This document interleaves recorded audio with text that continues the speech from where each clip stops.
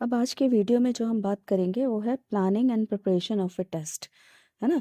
अम, अ, उम, जब भी हम कोई चीज़ पढ़ाते हैं या कुछ भी ऐसा देखते हैं, कुछ भी आई मीन कुछ नया बच्चों को देने की कोशिश करते हैं, तो हम ये चेक करने की ज़रूर कोशिश करते हैं कि स्टूडेंट्स ने या बच्चे ने कितना एसेस किया।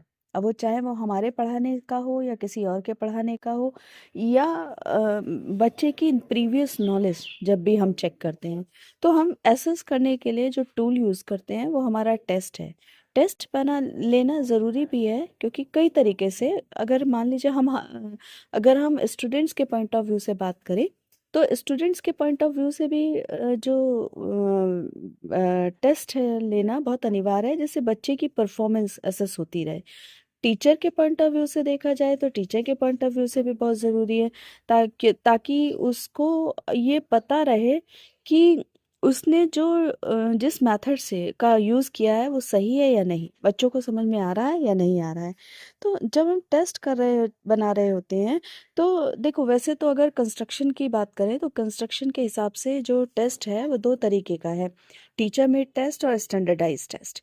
टीचर में टेस्ट यद्यपि बहुत स्टैंडर्डाइज नहीं होता। स्टैंडर्डाइज तो टेस्ट वो हो गया जो सारी दुनिया में एप्लीकेबल हो जाए, है ना, जो बहुत बड़े भूभाग पे एप्लीकेबल हो जाए, और वो इतना आसान नहीं होता। रिलायबिलिटी, वैलिडिटी, नॉर्म्स, वो सब उसमें निकालने पड़ते हैं। पर जो टीचर मेड टेस्ट है वो भी बड़ा सिस्टमेटिक चल बनता है अगर हम बनाने की कोशिश करें, और शायद इसीलिए आपके कोर्स में डाला भी गया है, ताकि आप उसे सिस्टमेटिक तरीके से बनाना सीख जाओ। क्योंकि एक बीएड और एक नॉन बीएड कैंडिडेट में बहुत सारी चीज़ों में फ़र्क इन छोटी छोटी टेक्निकल चीज़ों से ही पता चलता है। जो बीएड स्टूडेंट होता है वो इसको सिस्टमेटिक वे में लेके चलता है, जैसे ब्लूप्रिंट तैयार करना है इसका, है ना, प्लानिंग करनी है, ऑब्जेक्टिव क्या डिसाइड करने हैं, तो right from ABC to Z हम इसको तैयार करते हैं। आज इन पॉइंट्स को मैंने 5 पार्ट्स में बांटा है। सबसे पहला है, अब इन पॉइंट्स को मैंने टोटल 6 पार्ट्स में बांटा है, जिसमें सबसे पहले प्लानिंग ऑफ टेस्ट, मतलब हम टेस्ट को किस तरह से प्लान करेंगे, है ना। कोई भी टेस्ट, अगर कोई भी चीज़ हम बनाते हैं तो पहले प्लान करते हैं। जैसे मैंने अभी पिछले वीडियो ब्लूप्रिंट में भी बताया था कि हम पहले उसका एक लेआउट सा बना लेते हैं, धीरे धीरे धीरे धीरे फिर उसको मॉडिफाई करते रहते हैं। तो सबसे पहले हमारी प्लानिंग होती है, जो बहुत क्लियर नहीं होती, बट धीमे धीमे धीमे धीमे जैसे जैसे हम उसमें एंट्री लेते जाते हैं, वैसे वैसे उससे क्लियर मैपिंग होती चली जाती है। दूसरा, preparation of a design of the test. अब हमें उस टेस्ट के डिज़ाइन के बारे में प्रिपरेशन करनी है कि डिज़ाइन उसका किस तरीके से रखेंगे। फिर प्रिपेयरिंग ब्लूप्रिंट, जिसको कि मैंने पिछले वीडियो में आपको बताया। फिर राइटिंग क्वेश्चन पेपर्स, कि क्वेश्चन पेपर्स या आइटम को हम किस तरीके से तैयार करते हैं। फिर प्रिपरेशन ऑफ द स्कोरिंग की एंड मार्किंग स्कीम। अब जो क्वेश्चन पेपर हमने बनाया है उसे ऑपरेट भी करेंगे, तो जाहिर सी बात है आंसर शीट भी मिलेगी, तो आंसर शीट की स्कोरिंग किस तरीके से रखी जाएगी, किस क्वेश्चन को कितना मार्क्स मिलेगा, कितने नंबर देंगे, वो सारा। और लास्ट में छठा पॉइंट है एनालिसिस, यानी उसके बाद हम इसका विश्लेषण कर देंगे। तो आइए सबसे पहले पहले पॉइंट की बात करते हैं। अब सबसे पहले बात करते हैं प्लानिंग ऑफ टेस्ट की। प्लानिंग ऑफ टेस्ट में हम क्या करते हैं कि सबसे पहले प्लानिंग, मतलब हर चीज़ की प्लान कर लेते हैं, एक आउटलेस सा बना लेते हैं, यानी सबसे पहले हम देखते हैं कि ऑब्जेक्टिव्स क्या हैं, है ना, आइडेंटिफाई ऑब्जेक्टिव्स। और अब जो ऑब्जेक्टिव्स कैसे देखते हैं, जो ब्लूम की टिक्सोनॉमी के अकॉर्डिंग हमने जो ऑब्जेक्टिव्स बनाए थे उसके अकॉर्डिंग हम उन ऑब्जेक्टिव्स को पहचानते हैं, पहचानने की कोशिश करते हैं कि नॉलेज वाला पार्ट कितना होगा, अंडरस्टैंडिंग वाला पार्ट कौन कौन सा होगा, एप्लीकेशन वाला पार्ट कौन सा होगा। इस तरीके से हम पहचानना शुरू करते हैं, फिर आइडेंटिफाई करना शुरू करते हैं। फिर दूसरा, measuring the content domain and the area in the questions that belong, यानी हम उन कंटेंट डोमेन को देखना शुरू करते हैं, जो कि जिसको कि हमें जिस पर कि हमें टेस्ट बनाना है, है ना। और उसमें से उन उन एरियाज को फोकस करना शुरू करते हैं जहाँ से हमें क्वेश्चंस पिकअप करना पड़ेगा। क्वेश्चंस कैसे पिकअप करने पड़ेंगे, जो कि बेस्ड होंगे हमारे ऑब्जेक्टिव पर। यानी नॉलेज पार्ट से कौन सा होगा, मान लो सपोज हमने जो है वो किसी पर्टिकुलर एरिया से हमें नॉलेज वाला पार्ट लेना है, तो और उस नॉलेज के आधार पर हमें ये देखना है कि इस बच्चे ने इसने खुद अपने आप उस चीज़ को कितना सीखा। तो एप्लीकेशन वाला पार्ट हमारा कितना होगा, है ना, कितना समझा उसने, तो अंडरस्टैंडिंग वाला पार्ट कितना होगा। तो वो सारी चीज़ इसमें देखते हैं। Then allocation of time and marks, फिर कितने मिनट कितना समय देना है, कितने मार्क्स देने हैं, ये सारी चीज़ें हम एक रफली आइडिया जो है वो प्लान कर लेते हैं। अब preparation of a design of the test में सबसे पहले वेटेज और टू ऑब्जेक्टिव्स की बात करते हैं। वेटेज टू ऑब्जेक्टिव हमसे ये कहता है कि हमने जो ऑब्जेक्टिव्स आइडेंटिफाई किए हैं उनको अब देखो प्रिपेयर कर रहे हैं ना, जो कुछ हमने प्लान किया अब उसके आधार पे हम डिज़ाइन बना रहे हैं, है ना। तो सबसे पहले हम जो ऑब्जेक्टिव्स हमने ढूंढे थे, आइडेंटिफाई ऑब्जेक्टिव्स था ना, उन ऑब्जेक्टिव्स में से हम उनको वेटेज देना शुरू करते हैं कि हमने नॉलेज के आधार पे। आप जानते हो ना कि जो आजकल सीबीएसई वगैरह है उसमें knowledge, understanding, application, hot questions और फिर इवैल्यूएशन, इस तरीके से 5 कैटेगरी में डाला जाता है। हॉट में जनरली स्किल्स टाइप के क्वेश्चंस आते हैं, है ना। इवैल्यूएशन और या प्रैक्टिकल मतलब पार्ट से रिलेटेड क्वेश्चंस होते हैं। तो हमने इसमें ये डाला कि नॉलेज पार्ट से हम केवल 17% लेंगे, केवल 17 लेंगे।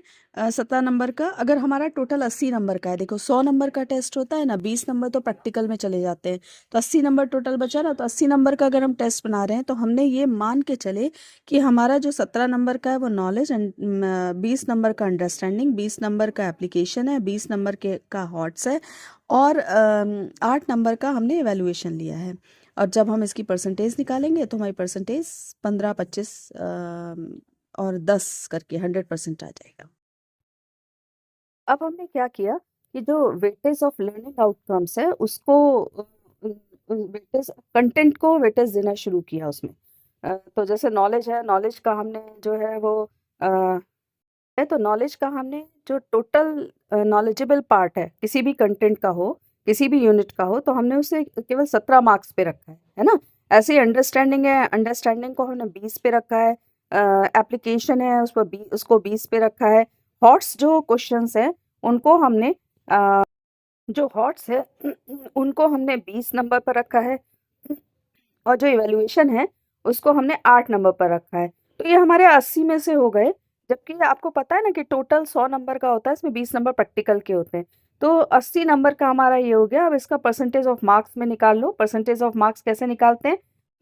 15/80 multiply with 100, sorry 17/80 multiply with 100, तो आपका 15 आ जाएगा। इस तरह से परसेंटेज ऑफ मार्क्स निकाल लेते हैं। तो ये जो हमारा है, ये हमारा लर्निंग आउटकम का वेटेज हो गया कि हमने किसको कहाँ किस तरीके से वेटेज दिया है। फिर आपको ये बात बता रही हूँ कि अगर आपने कल का ब्लूप्रिंट का वीडियो नहीं देखा तो आपको समझ में नहीं आएगा। मैंने वही चीज़ें डाली हैं जो ब्लूप्रिंट में डाली थी, ताकि आपको अच्छे से अच्छा समझ में आए। पुराना वीडियो, कल का वीडियो ज़रूर देख लीजिए, उसके आधार पर ही आप ये समझ पाओगे। अब इसके बाद हमने क्या करा कि जो क्वेश्चंस के जो टाइप थे, जो ऐसे टाइप के हैं, ऑब्जेक्टिव टाइप है, शॉर्ट आंसर्स हैं, उनको मार्क्स में डिवीजन देना शुरू किया। अच्छा, इसमें क्या होता है, मार्क्स में डिवीजन भी होता है। जैसे ऐसे टाइप का है, ज़रूरी नहीं कि हम 200 शब्दों का ही करवाएं। हम चाहें तो 150 वर्ड्स का भी करा सकते हैं, उसमें मार्क्स थोड़ा कम कर सकते हैं। जैसे कुछ ऐसे हमने 6 नंबर के रख दिए, कुछ ऐसे हमने 5 नंबर के रख दिए। इसमें जो नंबर ऑफ क्वेश्चंस हैं वो हमने 3-3 रखे, लेकिन इसी तरह से शॉर्ट का है। शॉर्ट में हमने 11 क्वेश्चन टोटल रखे, जिसमें कि कुछ जो थे वो 6 नंबर वाले थे, और कुछ जो थे वो कुछ 4 नंबर वाले थे और कुछ 3 नंबर वाले थे। और ऑब्जेक्टिव्स हमने 8 रखे जो 1-1 नंबर वाले थे। फिर उनका परसेंटेज ऑफ मार्क्स निकाल लिया। तो इस तरीके से स्टूडेंट्स, ये सारी चीज़ें आप ब्लूप्रिंट में भी देखोगे, जो पिछला मेरा कल का वीडियो है। एक्चुअली क्या है ना कि जो कंस्ट्रक्शन ऑफ टेस्ट है वो तो आपसे कोई देखेगा नहीं, है ना, कि आपने कैसे बनाया। ब्लूप्रिंट के आधार पे हम ये मानते हैं कि आपने सिस्टमैटिक किया। तो ब्लूप्रिंट में इन सारी चीज़ों की ज़रूरत पड़ती है, और उसी कल के ही वीडियो को मैं कंटिन्यू करते हुए उन्हीं चीज़ों को सामने लाई हूँ ताकि आपको समझने में आसानी हो जाए। अब इसके बाद हमने वेटेज देना शुरू किया डिफ़िकल्टी लेवल पर कि इसमें ईज़ी हम कितने परसेंट रखेंगे, एवरेज कितने परसेंट रखेंगे और डिफ़िकल्ट कितने परसेंट रखेंगे। तरीके से हमारा जो प्रिपरेशन ऑफ डिज़ाइन है वो हमारा प्लानिंग में प्रिपरेशन में जो पॉइंट है वो क्लियर हो जाता है, वो समाप्त हो जाता है। अब जो हमारा थर्ड पॉइंट आता है प्रिपरेशन ऑफ ब्लूप्रिंट। ब्लूप्रिंट का वीडियो मैं पिछला कल के उसमें दिखा चुकी हूँ। एक बार फिर से उसको देख लीजिएगा। ब्लूप्रिंट को मैंने अलग इसीलिए लिया है क्योंकि ये कई बार आपके वाइवा में भी पूछा भी जाता है और रिकॉर्ड भी देखे जाते हैं। वो जब आप सेकेंड ईयर में ट्रेनिंग के लिए जाते हो, उसके बाद जब आप किसी स्कूल में जाते हो और कुछ पढ़ाते हो तो उसके बाद अचीवमेंट टेस्ट का ब्लूप्रिंट तैयार किया जाता है। तो इसीलिए मैंने एक अलग वीडियो उसका बनाया ताकि आप उसको आराम से देख सको कि किस तरीके से ब्लूप्रिंट बनाते हैं। तो प्रिपरेशन ऑफ ब्लूप्रिंट हम तैयार कर लेते हैं। अब इस प्रिपरेशन के इस पोर्शन में हम क्वेश्चन पेपर को या आइटम को लिखना शुरू करते हैं। जब हम क्वेश्चंस को लिख रहे होते हैं तो लिखने के बाद हम यदि जितने सपोज अगर हमें 25 क्वेश्चन बनाने हैं तो हम करीब 30 या 35 क्वेश्चंस बनाते हैं ताकि जो हमारे बेकार क्वेश्चंस हैं, जो डिफेक्टिव क्वेश्चंस हैं, उनको हम बाहर निकाल सकें। अब जैसे ही हम ये 30 सपोज हमें 25 बनाने हैं और हमने 30 बनाए तो इन 30 क्वेश्चंस को ट्राई आउट करते हैं। ट्राई आउट जो है वो दो तरीके से होता है। ट्राई आउट दो तरीके से होता है, एक तो इंडिविजुअल ट्राई आउट और एक group try out. Individual try out सबसे पहले हम करते हैं और उन क्वेश्चंस पेपर को क्या करते हैं कि उस जो क्वेश्चंस हमने बनाए हैं तो रैंडमली कुछ बच्चों को देकर उसको ऑपरेट करने की कोशिश उसको देखने की कोशिश करते हैं कि उसमें कोई डिफेक्टिव तो क्वेश्चंस नहीं है या उन बच्चों से फीडबैक लिया जाता है। यहाँ ये बात ध्यान रखने की ज़रूरत है कि जो जिन बच्चों के लिए हम ये टेस्ट पेपर बना रहे हैं उन बच्चों पर ये ट्राई आउट ना किया जाए। फिर उसके बाद ग्रुप ट्राई आउट करते हैं। अब इंडिविजुअल ट्राई आउट के बाद जो भी हमें फीडबैक मिलता है उसके आधार पे हम अपने पेपर को सेलेक्ट कर लेते हैं, क्वेश्चंस को सेलेक्ट कर लेते हैं और 25 क्वेश्चंस का एक सेट बना लेते हैं। अगर हम 25 क्वेश्चंस का सेट बना रहे हैं तो अब हम स्कोरिंग की बनाने की तैयारी करते हैं। स्कोरिंग की कैसे बनाई जाती है कि सपोज अगर उसमें एक्सपेक्टेड आंसर दिया जाता है ना, और मार्किंग उसके साथ ही मार्किंग स्कीम दी जाती है। सजेस्टिव आंसर दिया जाता है, जैसे मान लीजिए किसी में अगर फिगर भी है और डायग्राम भी है और उसको एक्सप्लेन भी करना है, तो अगर किसी बच्चे ने एक्सप्लेन किया है, फिगर नहीं और डायग्राम नहीं बनाया है, तो डायग्राम के कितने मार्क्स हैं और जो एक्सप्लेन किया है उसके कितने मार्क्स हैं। तो ये एनालाइज करने के बाद हम उसका स्कोरिंग की बना लेते हैं और उसके हिसाब से मार्किंग देते हैं। जैसे मैथ्स में अक्सर ऐसा होता है कि बच्चा लास्ट में आंसर गलत कर जाता है, तो अगर उसने फॉर्मूला सही लिखा है तो उस फॉर्मूले के कितने मार्क्स हैं और अगर उसके आंसर भी सही आया है तो टोटल कितने मार्क्स हैं और अगर उसने स्टेप पूरे लिखे तो कितने मार्क्स हैं। तो इसकी ये पूरा डिटेल तैयार कर लेते हैं। लास्ट में हम एनालाइज करके यानी अब इसके बाद हम ग्रुप ट्राई आउट करेंगे। यहाँ ये बात ध्यान रखने की बात है कि जो ग्रुप ट्राई आउट हम करेंगे वो उन बच्चों पर नहीं होना चाहिए जिन बच्चों के लिए क्लास तो वही हो या एज ग्रुप वही हो, लेकिन वो बच्चे ना हो जिनको जिनको जिनके लिए हम ये टेस्ट तैयार कर रहे हैं। तो ग्रुप ट्राई आउट से क्या होगा कि हमें जो इसका ड्राफ्ट वगैरह बनाना है, जो फाइनल हमें इसका पूरा एनालिसिस करना है, वो सारा हमारा तैयार हो जाएगा। और जैसे ही हमारा तैयार होता है, जैसे ही हम ये देख लेते हैं कि अब इसमें कोई परेशानी नहीं आ रही, कहीं कोई कमी नहीं आ रही, इस दौरान एडमिनिस्ट्रेशन और ये सब करके देख लेते हैं। यानी एक तरीके से ये इस तरीके का होता है कि रिहर्सल टाइप की बन जाती है। जैसे ही हमें ये लगता है कि अब हमने सारी चीज़ें ठीक कर ली तो उसका मैनुअल तैयार कर लेते हैं या हमारा जो है वो टेस्ट पेपर तैयार कर लिया जाता है और अब हम उसे प्रिंट के लिए भेज सकते हैं।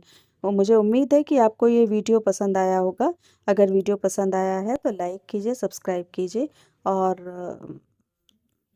एक प्यारा सा कमेंट बॉक्स में डालिए।